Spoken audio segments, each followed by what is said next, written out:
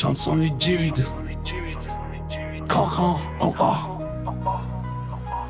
Rap brutal.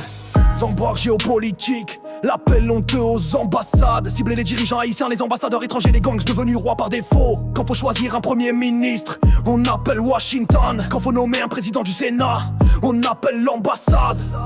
Mais aujourd'hui le Sénat est vide.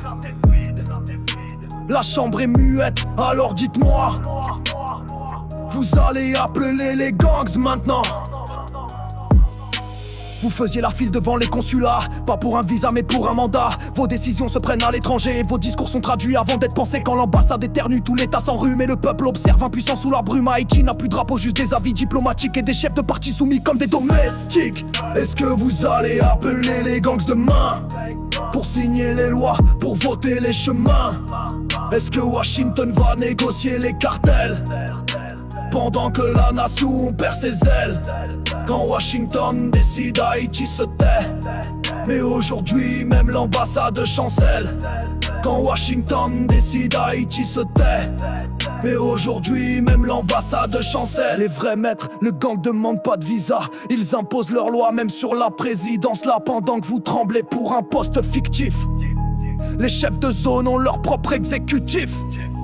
Un pays sans sénat, sans juge, sans colonne, mais avec des chefs armés comme des patrons. Est-ce qu'on va envoyer l'ambassade au bidonville pour signer un accord entre armes et missiles? Repris plus fort.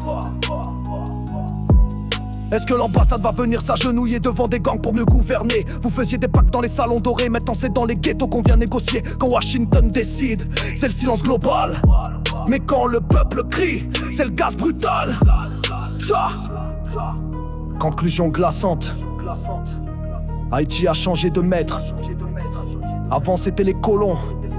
Aujourd'hui ce sont les consultants. Vous ne dirigez rien.